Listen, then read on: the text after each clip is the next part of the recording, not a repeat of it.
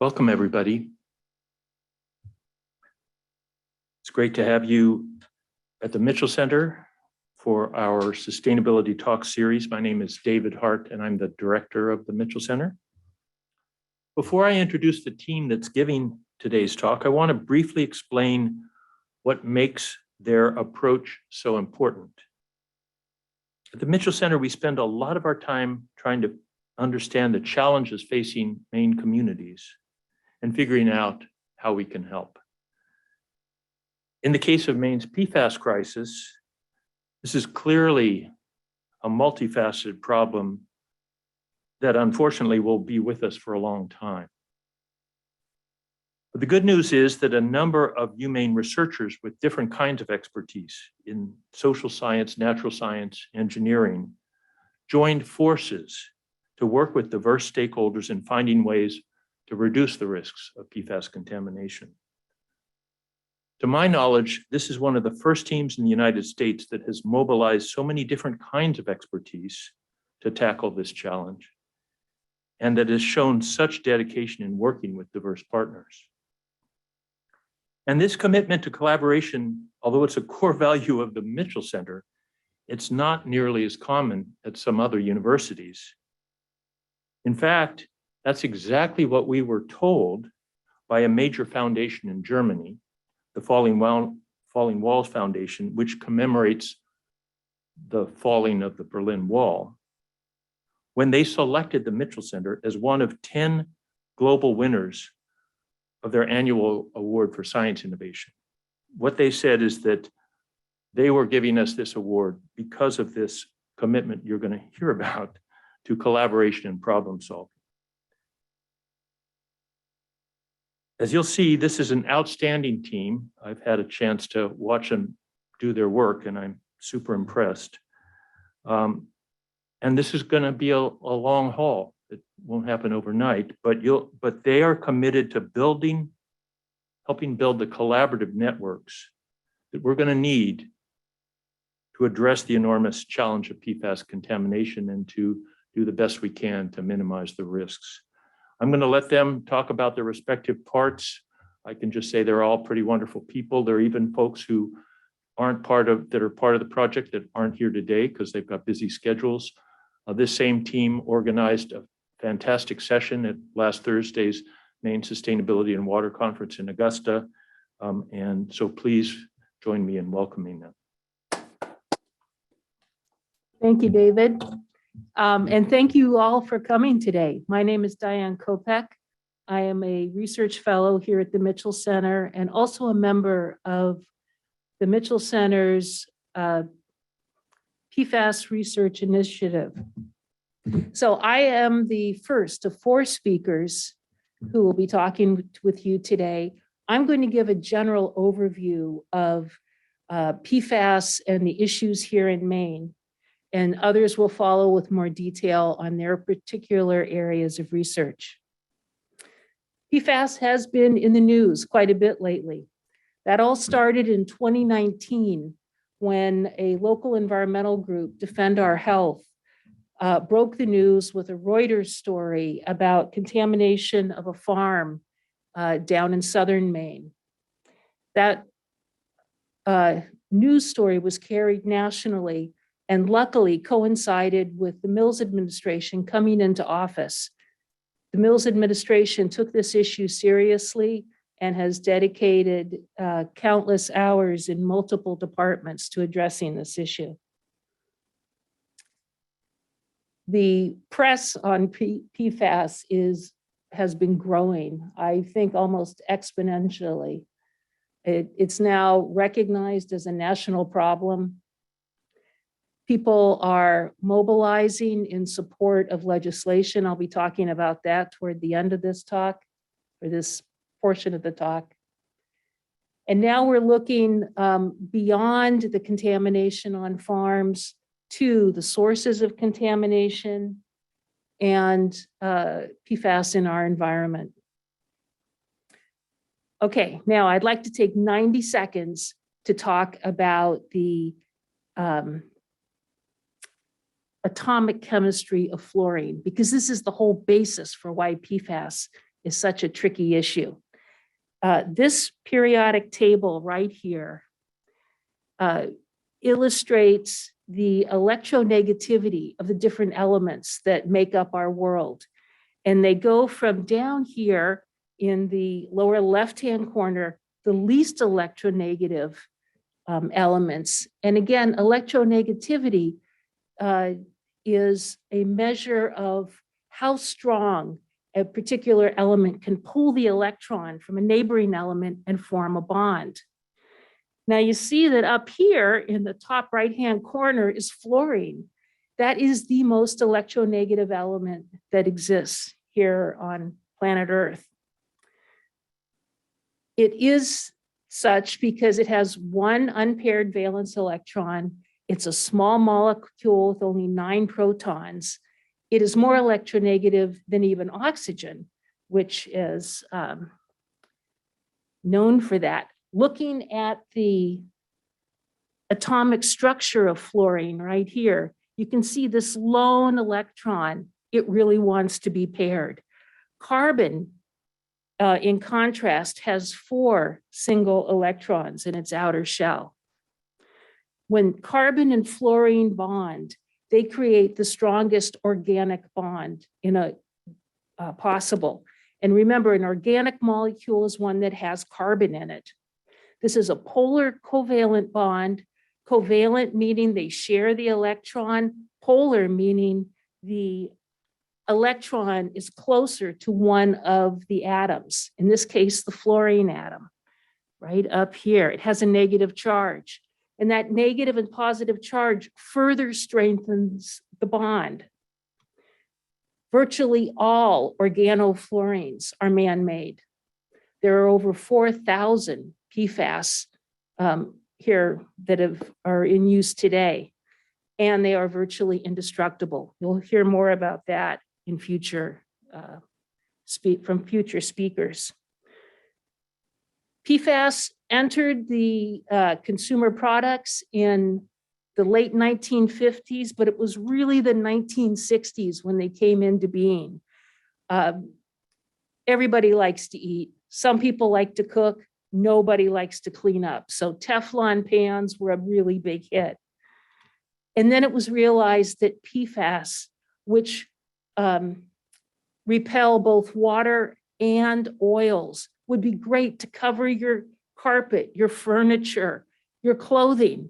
You wouldn't have to get stains on them any longer. And then it was found that PFAS made great rainwear because the water was prevented from moving through the fabric, but it could still breathe. It could get out of those plastic ponchos we used to wear in the 60s. Styrofoam packaging used to be how you would pick up food for fast food takeout. That was realized as indestructible and bad for the environment. It was replaced with PFAS-coated paper. Again, it kept the grease from your fries from getting on your clothing, kept the ketchup from your burger from slipping out. But that PFAS also moved into your food. It moved into your popcorn from your microwave popcorn bags. It moved into your food from your takeout containers. So this is why we care that the PFAS are moving into your food. This is an illustration from Fenton et al. In 2021, showing the range of known toxicities associated with PFAS. And they start with the solid lines are harmful outcomes that we have high certainty of: thyroid disease, increased cholesterol levels, liver damage, kidney cancer, testicular cancer, both are on the increase. And the one that I find most ominous is this reduced response to vaccines in the developing fetus in young children. We need those vaccines to keep our kids healthy, especially today. There's been an associated decline in the response to vaccines in young children. associated with PFAS. So how did PFAS get into our farmlands? It all goes back to the early 1970s. Before that time, wastewater from our households, from our toilets, from our sinks, and industrial waste was collected in the sewer system and dumped into rivers. This is the J Mill dumping its waste into a tributary of the Androscoggin. That waste included both liquids and solids. The solids are pretty much called sludge. And they used to float on our rivers. They used to collect along the shorelines on either side. Here's a close-up of what sludge looks like. Then, with the help of Senator Ed Muskie and the other members of Congress, in 1972, the Clean Water Act came into being. And that required that wastewater treatment up its game, moving with biological degradation of the waste stream. It reduced the amount of solids in the waste stream to a certain extent, didn't eliminate them. It vastly, secondary and tertiary treatment vastly cleaned up the effluent going into the river, but the sludge was left behind. So what to do with it? In the 1980s, folks recognized that the sludge was an organic material. It's coming from your toilets for all, got to remember this. It was an organic material. It was high in nutrients, especially phosphorus and nitrogen. You'll hear more about that later on. And the idea was spawned of spreading it on farm fields as free fertilizer. That practice peaked in the 1980s, but continued into the 2000s. Going back to when we found the PFAS contamination here in Maine, this is a picture of Fred Stone. He's a fourth-generation dairy farmer down on the southern Maine coast in Arundel. That's his cow, Lida Rose. PFAS was first detected on Fred's farm in late 2016 when a public water supply well was found to be contaminated. By later that same year, they looked at the PFAS, specifically PFAS, in Fred's milk and found over 1,400 parts per trillion. For reference, milk is considered unadulterated if it has less than 210 parts per trillion. In January the following year, they found 900 parts per billion of both PFOA and PFAS in the soil combined together.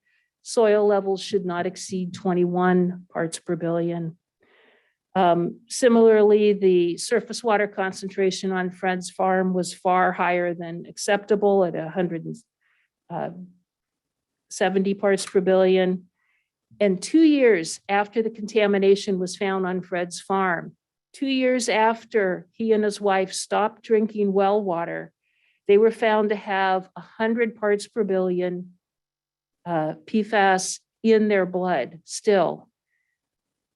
Across the United States, the average concentration of PFAS in blood is 4 parts per billion. We continued addressing the problem.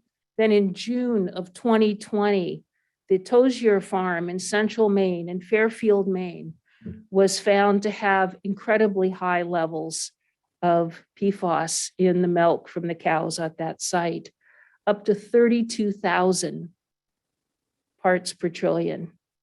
And again, 210 is the level that is considered to be unadulterated, uncontaminated. By March of this year, so just about a month ago, the map that's illustrated here shows wells in the area around the Tozier farm here in central Fairfield. The yellow dots indicate private residential wells that have been replaced with filtered water coming in because the PFAS concentration exceeded 20 parts per trillion, the new Maine standard for drinking water. Red dots, you'll see some down here, also exceed that standard, but a filter has yet to be applied. The green dots are areas where the water was considered safe to drink. And note that the green dots indicating safe wells and the contaminated wells are right next to one another. There's a lot we have to learn about this. PFAS is not limited to contamination in agricultural settings. White-tailed deer were sampled last fall. They were found to have around 40 parts per billion PFAS in their muscle, much higher concentrations in the liver. Higher concentrations in the liver rather than the muscle is common both in mammals and in fish. Maine decided, given those concentrations and the fact that the acceptable level of PFAS in beef is 4 parts per billion, that there should be a do not eat advisory for that entire area that you can see here with the yellow line around there. And then looking at PFAS in fish, we have numbers going back as far as 2013.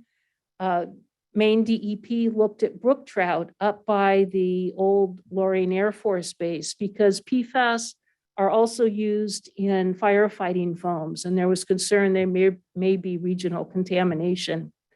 They sure found it with concentrations between 40 and 1,000 parts per billion. The level of PFAS in fish tissue, the state action level is currently set at 34 parts per billion. That is likely to go down by an order of magnitude within the next month or so, bringing it down to around 3 parts per billion, based on new information that has just been put out late last year by the feds at ATSDR. Maine has not been sitting idly while this is going on. In response to strong public pressure from advocacy groups and the public they represent, Maine passed 7 bills in 2021.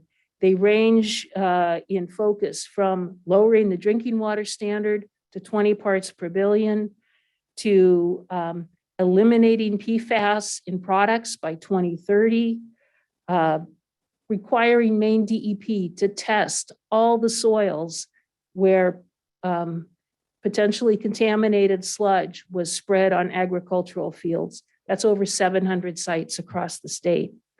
3 bills are currently under consideration this year. One would stop all agricultural spreading of wastewater sludge. Another would fund further research and compensation to the farmers who have been so deeply affected. And another would address the leachate coming out of landfills that has PFAS contamination in it, addressing that contamination at the source. So that's a quick whirlwind overview, and I'd like to turn this over now to my colleague, Dr. Onur Apul. You got it? Okay. Thank you, Dianne. Thank you for the great introduction, and greetings everyone in the room and on Zoom. What a deal we made with the devil. We traded stained fabric to a global environmental and public health crisis. I would like to talk about environmental sustainability and fate of PFAS and how can we get rid of it from certain environmental compartments. We call PFAS the forever chemical because of its circularity in the environment. I'll give a few examples. We have point and non-point sources.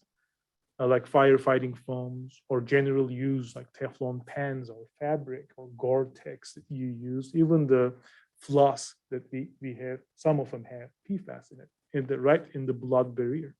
So PFAS can get into landfill through regular domestic use and discarding, and then through landfill, a leachate could go to a wastewater treatment plant. Wastewater treatment plants are good at removing PFAS, but it will eventually end up in the sludge. We put wastewater or treated wastewater because it's a recovered value nutrient. So we use it for non-potable irrigation purposes. Some PFAS may go into irrigation, but majority of it will be in the biosolids. And as Dianne described, biosolids are applied to land, and they may go back to the landfill depending on local legislations. So there's a mini cycle right there. PFAS has been circulating around and around. Or for drinking water, so PFAS is in the water column. If you take as a private well or a centralized water treatment plant, where the tap water typically comes from in larger cities, so you can treat drinking water with PFAS, and you may have a PFAS-laden granular activated carbon. That's a filter material. Now your PFAS is concentrated on a solid media. What do you do with it? You can put it to an incinerator. It may go to an atmosphere. It may create atmospheric transport. And that's maybe why we find PFAS in the most remote regions on Earth, even under the skins of polar bears, where there is absolutely no industry. So PFAS is a larger cycle. It's small little cycles depending on the macroeconomic system of the local environment. You are creating in the built environment, like water and wastewater treatment plants, landfills, incinerators. You have little cycles in the built environment. It engineers. And in the natural environment, it finds its own way. It circulates around surface water, groundwater, sediment. So it finds its way through different cycles. So my former PhD student, created this model based on actual observed PFAS fate and transport in the environment. So how do we get rid of this problem? The removal strategies typically classified are destructive and non-destructive methods. The ones that we rely on mostly are non-destructive, because removing PFAS onto a different phase is relatively easy. Destructive methods, on the other hand, aim destroying PFAS and getting rid of it, which is the ideal or desirable outcome from a treatment strategy. We reviewed use of nanomaterials or nanotechnology to destroy PFAS in 2019. Arcelano graduated in 2019 with a master's, published his work, was selected as the cover article back then, and is currently listed as the best article of the collection in 2019. What he found was striking, because all experimental evidence we have were in ranges, concentration ranges, orders of magnitude higher than environmentally relevant concentrations. In the environment, we are observing these pollutants at parts per trillion levels, nanograms per liter, and they are still concerning. In the lab environment, we are testing them in parts per million, 3 to 6 orders of magnitude larger concentrations. But talking about these destructive technologies, why it's so hard to destroy PFAS. This is an example molecule. It's one of the 4,000+ PFAS molecules. This is PFOA, perfluorooctanoic acid. Octano, there's 8 carbons. Acid, because there's an acidic functional group. Per, because all the carbons are occupied with fluorine. If some of them were not occupied, we would call it polyfluorinated. That's why the acronym has per and polyfluorinated carbon. So it's a chain. There is a hydrophilic, water-loving tail, and a hydrophobic tail, hydrophobic, water-hating. So this compound is going to be participating at interfaces: water-air interface, water-sediment interface, water-fat interface. So this is a surfactant, just like a detergent or a soap. Why it's so hard to destroy? Because as Dianne described, carbon fluoride is a very polar bond. Electrons would like to be spending more time on this fluoride jacket. So this molecule essentially has a jacket of electrons or induced electrons all the time. The typical oxidants we use for water treatment are hydroxyl radicals that are negatively charged. Negatively charged weapon, negatively charged target. Guess what? We have an electrostatic repulsion. So typical oxidation methods do not work to destroy this. And let's say we have, think about you have a pair of scissors and you can actually get rid of this. If you start introducing energy, let's say in the form of heat, you start heating this or boiling this up in a pan. The chemical bonds you have are much stronger with carbon fluoride. Carbon fluoride is the strongest carbon bond we have. So you will start breaking this functional group off first. Or maybe carbon-carbon bond instead of carbon fluoride. If you break the functional group, you still have a different PFAS. If you break this carbon-carbon bond, you have a shorter chain PFAS. So instead of destroying the PFAS, you may be transforming into a different PFAS, a short chain one or a different functional group. Here is a data from our group. We actually treated PFAS 700 degrees Celsius to see what it transforms into, captured the gas that comes off of it. And this is what the signal looks like. We have 4-5 carbon PFAS. We have shorter chain PFAS. We have organofluorine compounds. So we are creating a mixture of a lot of different fluorinated chemicals instead of destroying it. So typically people rely on non-destructive methods to contain it. The one of them is granular activated carbon is the gold standard of PFAS remediation. It looks like char, black char. It has a lot of porosity, meaning that if you have 1 gram of granular activated carbon, and from now on I'll call it GAC, 1 gram of GAC, think about it in your palm, 1 gram of GAC, roughly has about 1 football field of surface area. So it's such a high surface area, and it has a very porous structure. So these pores, it looks like a labyrinth, a maze of pores. So you can actually put a lot of these PFAS molecules using that hydrophobicity of the PFAS molecule, and you can pack it nicely into this porous sponge-like material. That's why we can put a lot of this PFAS into granular activated carbon surfaces. PFAS attaches to these adsorption sites, and in engineering setup, you have these columns. It is a granule like French press coffee. So water can relatively easily flow through GAC column. So you have a column like this. This is packed with GAC. This has a lot of GAC in it. And water is slowly flowing through, removing PFAS, and you have clean water at the end. So among all the non-destructive, industry currently accepts GAC as the gold standard. It's demonstrated in the field. It works. It removes PFAS. And the cost benchmark is the smallest among all other competitive technologies. We are at the 0.05 to $0.23 per cubic meter of water. From a sustainability perspective, obviously one question arises, then what happens to that GAC? It's now loaded with PFAS. Where does it go? Does it leach back? If it's in the landfill, does it leach back into the environment? And from a technical perspective, what are the difficulties that a GAC column would be facing with? Let me start with the sustainability one. My first year PhD student, Sonia, she's also here in the audience, is working on understanding if PFAS can permeate through a landfill liner. Landfills are not sources of pollution. Landfills are tools of environmental engineering to prevent pollution to spread in the environment. We love them when they take our trash. So they are not sources of pollution.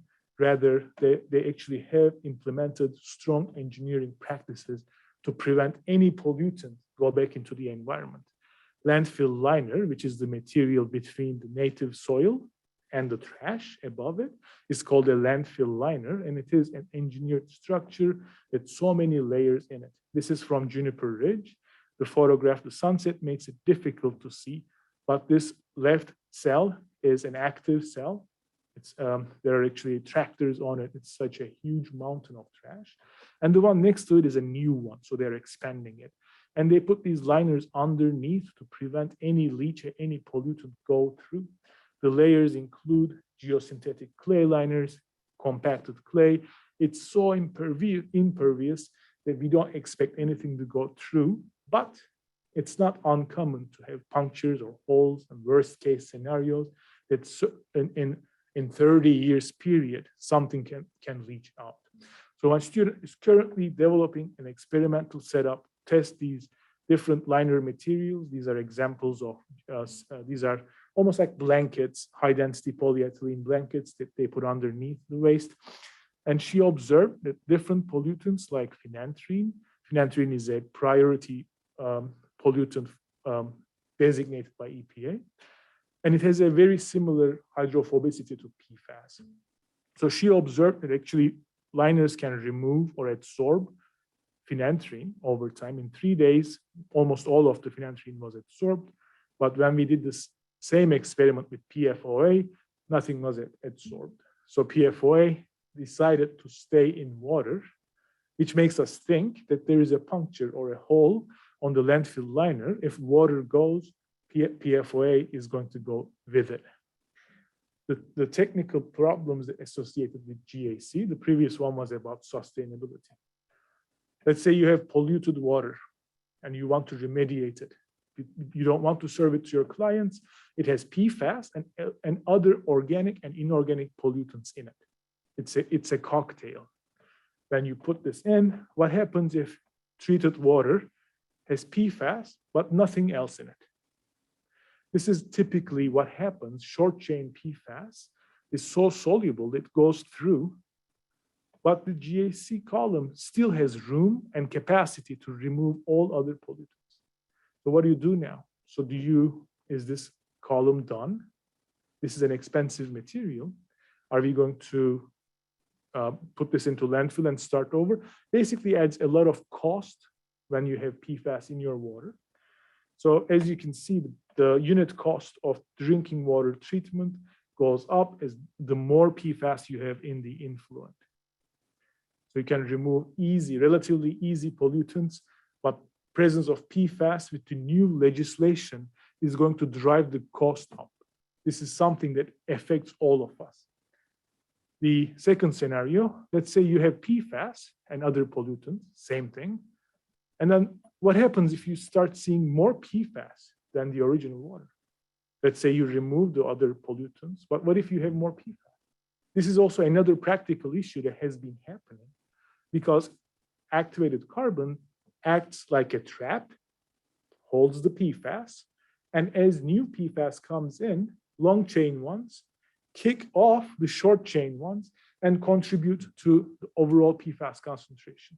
So you concentrate and release. So currently, our team is working on understanding active competition between long chain and short chain PFAS to make sure we don't serve a more polluted water after filtration.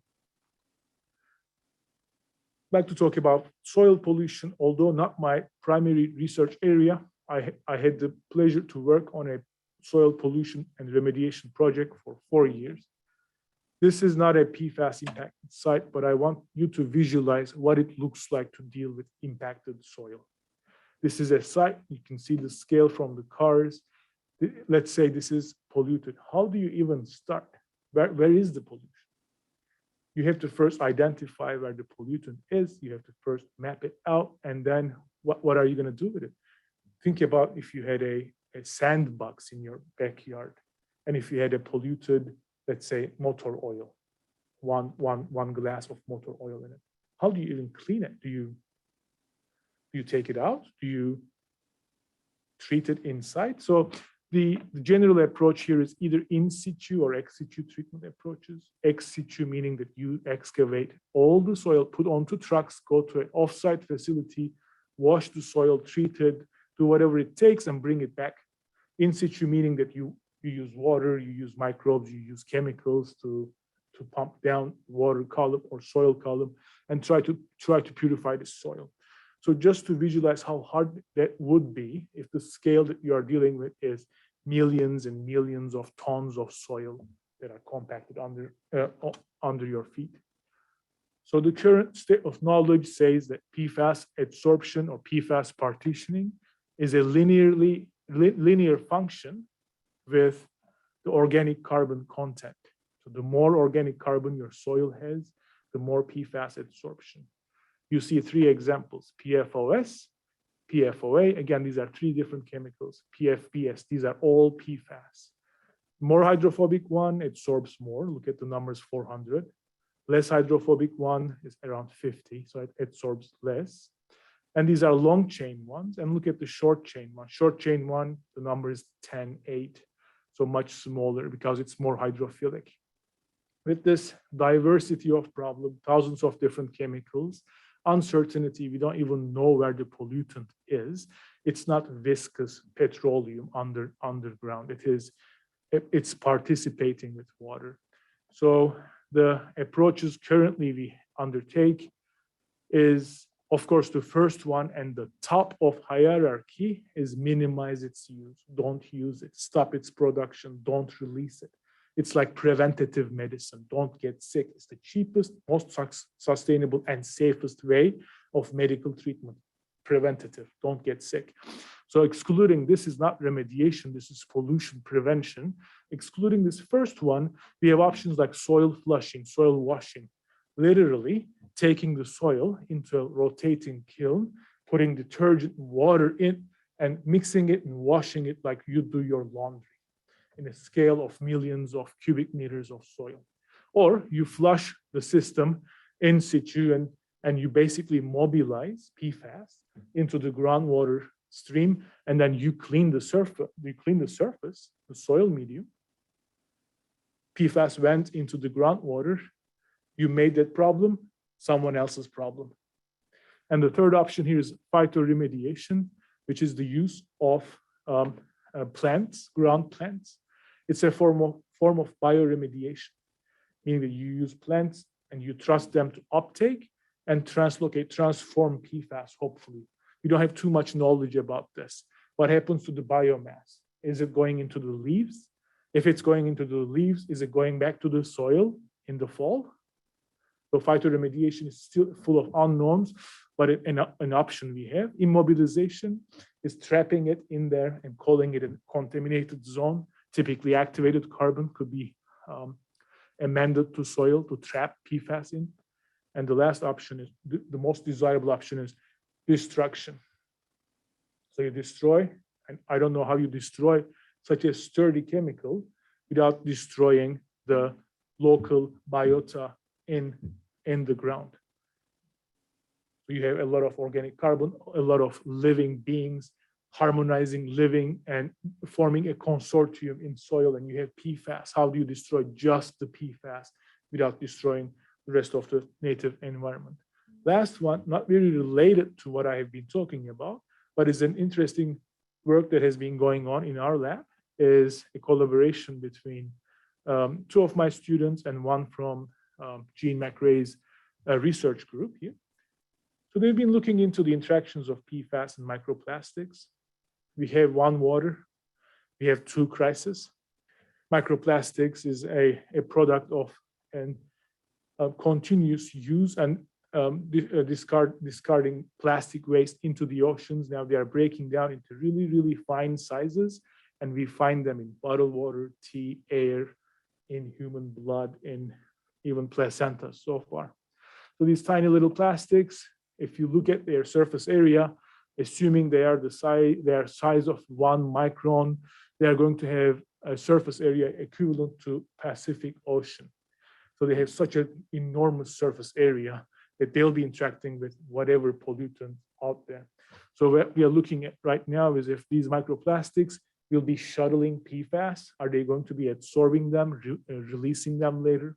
So currently we are evaluating available data, which is fairly limited, but we have an understanding that the longer chain ones adsorb, these are different PFAS, adsorb onto this polystyrene microplastic. The longer chain PFAS attaches strongly to microplastics. And in salt water, we have predominantly more PFAS adsorption. We believe that salt is pushing PFAS onto microplastic surfaces. This could help us develop a plastic-based technology if we have plastic-based technology, if we have to remove PFAS, or understand if in the environment, microplastics are going to change the fate and transportation of PFAS into biota, into other environmental compartments. This was my last slide. And thank you for your attention. Next presenter is going to be. Okay, okay, yeah. So the plans change. Next presenter will be Professor Noblet. We're just going to change real quick, everybody. Our colleague, John Peckenham, had recorded a video. He's unable to be here. So maybe I could ask the Mitchell Center staff to make that video available along with this one so that you can see some of the breadth of the work. So hi, I'm Caroline Noblet from the School of Economics. And we're going to pivot just a little bit because you've been hearing a lot from my colleagues about the issues with respect to PFAS, both for our wildlife, for human health. How do we address this with respect to some of the mitigation options? And one of the things that Dianne said up front was this idea that the media has been talking a lot about this issue. She also mentioned that Maine is being really responsive, right? Actually, I'm going to call us proactive. And so many of the legislation that you saw Maine either has enacted or are considering, quite frankly, they're not cheap, right? And so in the short term, Maine people are going to be the ones that are going to have to foot the bill until we come up with some other options. And so as an economist, I'm always interested in this idea of footing the bill and what are people understanding about their role in the PFAS crisis and what options are they interested in. So I'm showing to you right now our entire team so that you can see everyone engaged in the project. I'd like to give a quick shout out, of course, to Molly and Charity, which are the two students who work with me, and to our colleague, Jean McCrae, who's over here in the front row, who looks at PFAS in food packaging. So if you were really creeped out by that, Jean's the person to tell you more about that. So I think Onur did a great job of explaining the PFAS cycle, so I don't know if we needed to go through that again. Instead, I want to sort of move ahead to talking about these ideas that we need to do something right now about PFAS, and that means we've got to catch the general public up, right, on what's happening. And so to give you an idea, as part of this interdisciplinary project, my students and I have done a statewide survey with Maine. And we actually were really careful in the people that were selected for the survey. Some of them are random Maine citizens, right? From anywhere in Maine, they could have received this survey. But a portion of them are specifically from Tier 1 sites identified by the Maine Department of Environmental Protection as sites where we know that PFAS is present. Sites like Arundel, Fairfield, et cetera. Because we want to see if those folks are at a different place, we assume that they would be, than perhaps a citizen who does not live near any PFAS known contamination. So you can see some of the Tier 1 siting on this map. So it's really important to get us to understand where are people with their baseline knowledge. All of us here today learned a lot about PFAS, the crisis, why it's a problem, what it looks like. Not everyone is as fortunate as we are, although we have 125 more people learning as we go. So one of the first pieces of conversation we need to have, and I hope that you all looked carefully when Onur showed one of his students' work on the front cover of the engineering publication, because we've called PFAS by a bunch of different names, and that might actually be impeding our ability to communicate with citizens about this crisis. Right? We've called them forever chemicals, PFAS, PFOA, chemical Gen X, right? These are all names that we've used even throughout this presentation. And so what have people heard of? Interestingly enough, forever chemicals was the highest noted thing that folks had heard of. About 67% of our respondents said, yeah, I've heard of forever chemicals. PFAS, right? But I also want to call your attention to that bar in the middle that said 20%. 20% of Maine citizens have never heard of any of these, right? So we're here calling this a crisis and they've never heard of it. Okay, this is good for us to know, right? This is something that we can overcome. It also helps us think about when we talk about PFAS, perhaps if we use the words forever chemicals, that helps reinforces this cyclical nature that we've talked about, where they are here forever, unless we can do destructive items like Onur talked about. However, right now we're using non-destructive, which means, right, that they are here forever. So another interesting thing for us to consider is we know there's folks who maybe have some knowledge. And so on a scale of 0 to 100, we ask people, what do you currently know about PFAS? 0 means I know nothing. 100 means I know all the things. That would be like if Onur and Jean and Dianne answered, right? And so currently people said about a 35, right, on this scale. When we ask them how much they think they should know, people acknowledge they should know a lot more like 80, right? So there's a knowledge gap here. And there's a real space for all of us as scientists to step in to provide some more information to our Maine citizens, and then of course beyond about PFAS. So another thing that we've all come to realize is that we talk about risks every day, right? We're all wearing masks, those of us in this room today, right? We've heard about arsenic in our water. We've heard about lead in our water. There's a lot of risks thrown at people. Where does PFAS rank? Great question. So we asked people on a scale of 0 to 10, 0 being no risk, 10 being highest risk, about some activities that could happen, some things that could happen to people, and what's their riskiness. So cigarette smoking, as a mother, I'm pleased to see that 9 out of 10 people said no, cigarette smoking is definitely very risky. Okay, but if you come down and look, we can see that lead in drinking water, arsenic in drinking water, both rank higher than PFAS in drinking water, right? So again, what this says to us is perhaps there's an opportunity for some education about the risks associated with PFAS. I'll also note that we asked people about indoor unmasked gatherings during COVID-19 pandemic, and that was ranked equally risky as PFAS contamination. So interesting stuff. One of the pieces that we've talked a lot throughout these presentations is about PFAS in people's drinking water, right? And so we asked people at the very start of our survey to tell us how safe they felt about drinking their water, right? Either from their well, from their municipality, how safe did they feel about drinking their water? And then later in the survey, after they had an opportunity to read some information about PFAS, we asked people again how concerned they were that PFAS might be in their water.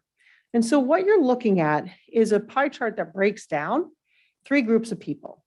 One group of people felt that, and this is your darkest blue, 42% of our respondents, felt that their water was safe. And even after seeing a survey about PFAS, were still not concerned that it was in their water, right? So they had no change in their perceptions about safety of their water. The smaller slice, about 18%, were people who already felt that their water was not safe. And so when we asked them again, they were concerned that PFAS was in their water. So again, it wasn't really a change for them. They were concerned all along.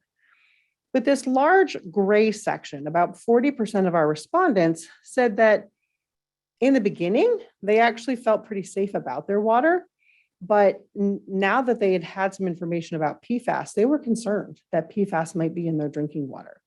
So again, this highlights for us this opportunity for us to communicate with citizens about this crisis.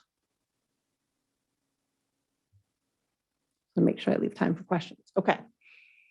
So one of the other things that my colleagues did a great job in talking about was exposure pathways. If you eat deer from a certain area, if you eat fish from a certain area, if you drink milk from a certain area, if you drink your water, there's a lot of ways that people can be exposed to PFAS, right? Are we aware of that? Okay. So what I'm showing you is we actually asked folks just an open-ended question. How do you think Maine citizens might be exposed to PFAS? And you can see that some of the most common answers are through drinking water and food, and through milk. And then you'll notice, of course, things like sludge are on there, right? People are aware of this link between sludge and the contaminated water.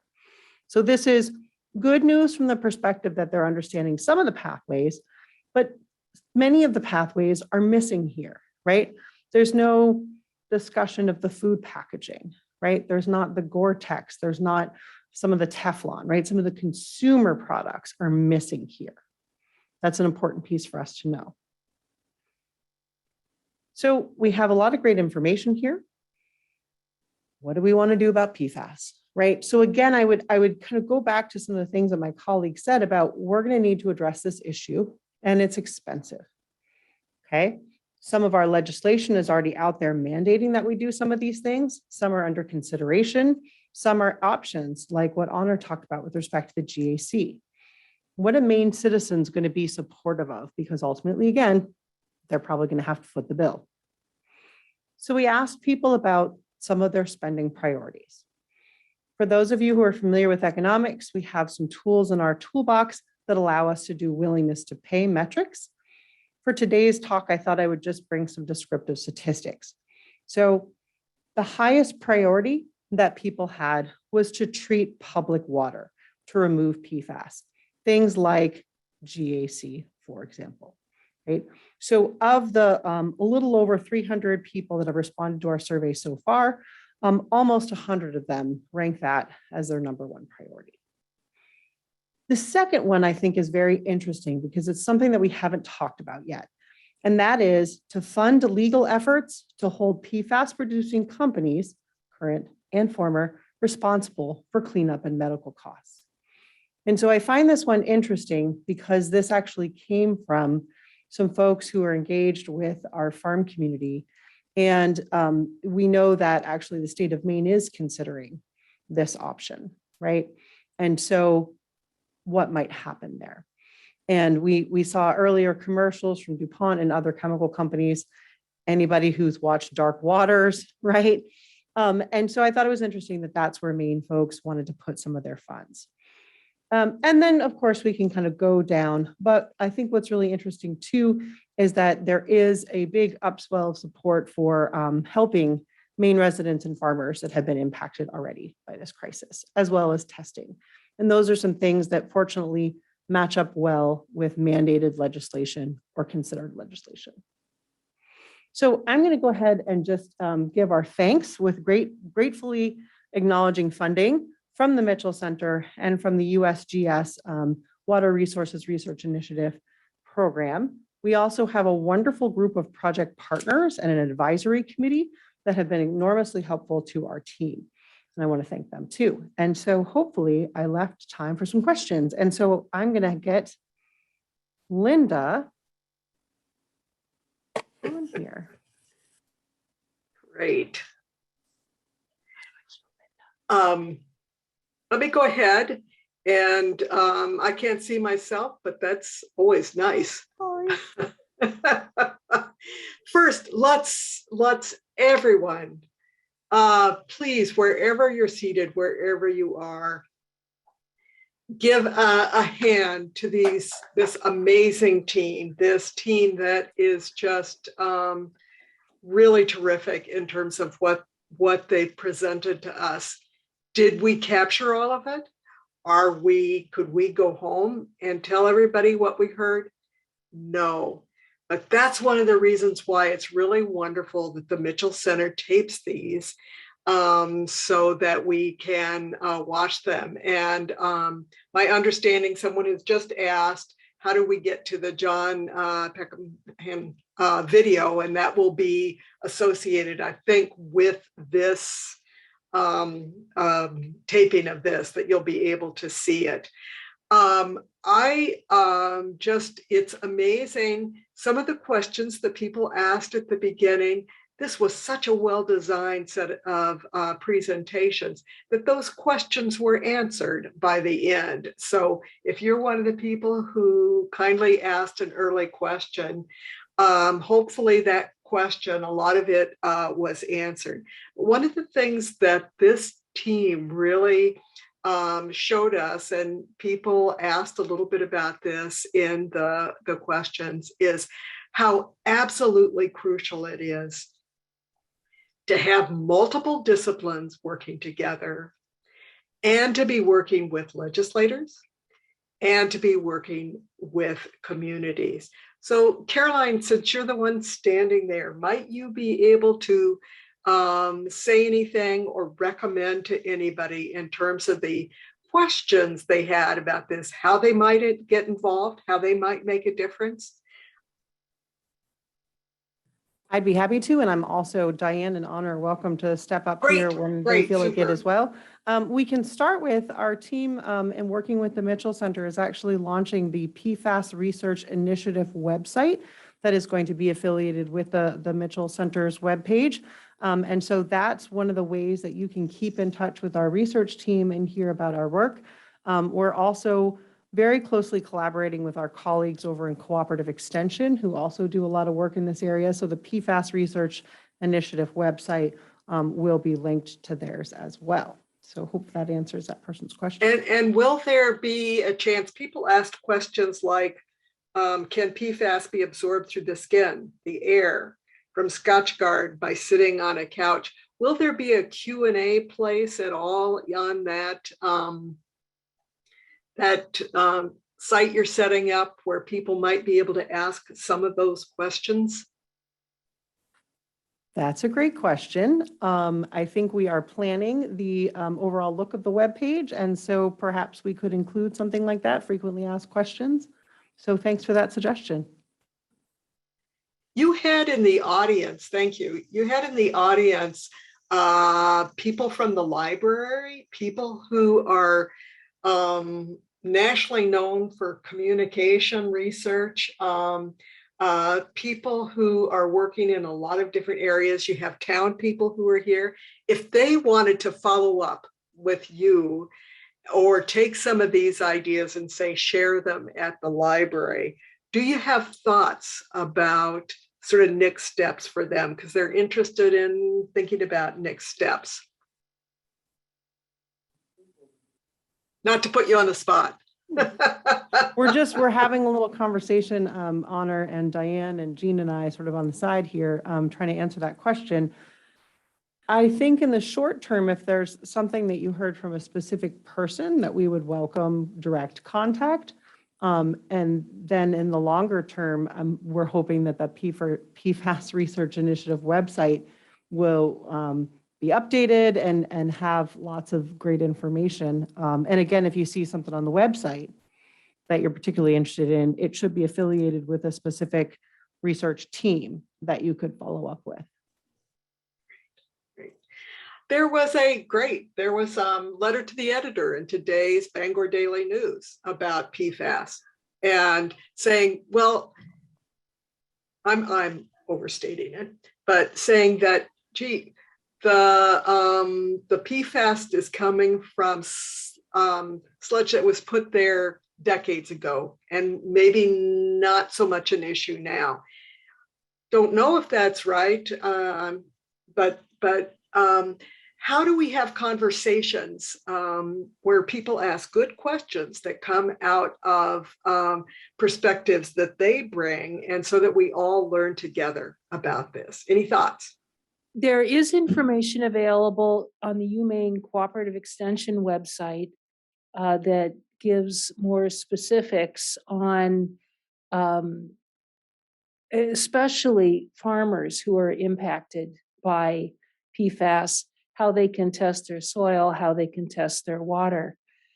It's important to keep in mind that the state is currently testing the sludge generated by sewage treatment plants and finding levels of PFAS in that sludge that does not allow the sludge to be spread on the agricultural fields.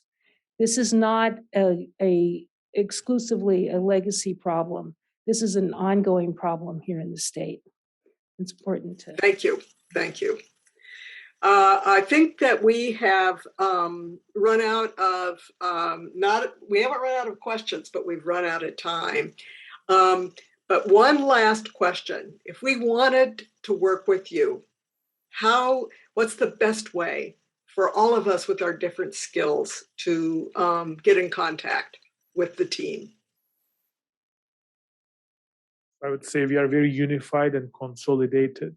So if you reach to any one of us, we can find the right person at least and connect you, or we can meet collectively as a group and find the right solution to your problem. So reaching to one of us or reaching out to our PFAS initiative website, now it's going to have a contact us section, is the best way to do it. But we are consolidated on campus and we'll find you the expertise you need. Great. Thank you so much. And there are some suggestions that people are offering now in the chat, and I'm hoping that we'll be able to make the chat available to people so that they can learn. And wouldn't it be interesting if we could have new students who are coming to campus watch the seminar that you all just offered as a way for them to see lots of disciplines contribute. Lots of disciplines are important. We need to work with our partners, and together we can make a difference. So with that ending, can we all again give a clap that our speakers can't hear of just how much we've learned? And thank you so very, very much.